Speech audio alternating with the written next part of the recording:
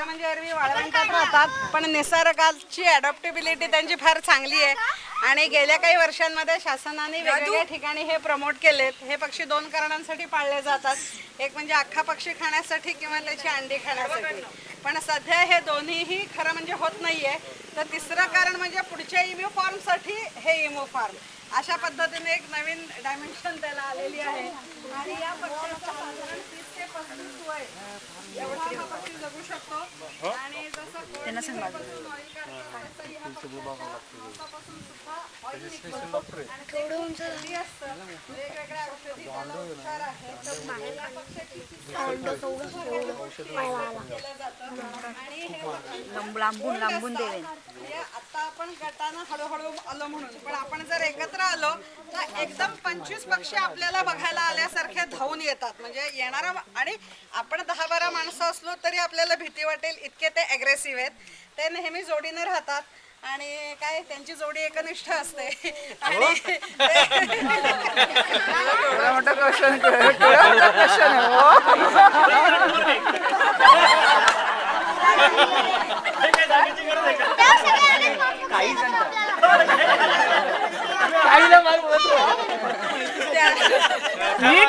नीट बोला सगळं रेकॉर्ड होत आहे.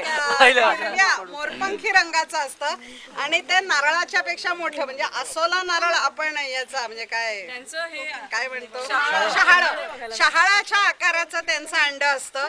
आणि साधारण अशा पद्धतीचे 25 एक पक्षी ज्या ठिकाणी आहेत, 25 नाही म्हणजे 24 किंवा 26 असे असतात ते. पण असे 100 फार्म या कॅचमेंटवर एक हॅचरी चालते. स्वतंत्र असते. हे पक्षी परवानगी देतात त्यांना आणि त्याच्यासाठी लागणारे सोयी नसतात, कारण याच्यात असं नैसर्गिक दृष्टीनं काम करतो. आणि एकदा नर अंड्यावर बसला की तो हलतच नाही आणि तो न हल्ल्यानं मरू सुद्धा शकतो. म्हणजे अशा सुद्धा केसेस होऊ शकतात. आणि त्यामुळे शहामृगाचं आरोग्य आणि हे सगळं नीट चालावं म्हणून अंड दिलं की ते काढून ठेवणं असं करतात. आणि 1 महिन्यानी सगळी अंडी गोळा झाली की ते हॅचरीवाल्याला बोलवतात, ते सगळे अंडी घेऊन जातात आणि त्यांचं रोख पेमेंट होतं. इथं जे जे कोंबडीचं म्हणून खाणं असतं ते सगळं हे खातात, हिरवा पाला खातात. आणि ते कोणीही त्यांना काही खायला द्यायचं नाहीये कुठल्याही प्रकारचं. आणि ते म्हणजे तुमच्या हातातला मोबाईल जवळ नेला तर तो एखादी मोबाईल असा गिळलेला आहे एका पक्षाने. त्यामुळे सांभाळून म्हणजे पक्षाच्या काळजीसाठी सांभाळून तुम्ही मोबाईल काय किंमत असते का? छोटं पिल्लू असताना 2-2.5 हजार रुपयाला ते मिळतं 1 महिन्याच्या आतलं. आणि माझ्यावर येण्याचं त्यांचा वेळ साधारण 4-4.5-5 वर्ष असं असतं. आणि 30 ते 35 वर्षाचं आहे.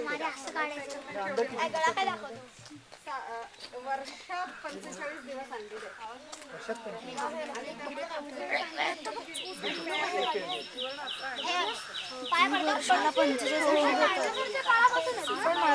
मांस नाही खायचं आणि अंड पण नाही आपल्या इथे कोणी खाय.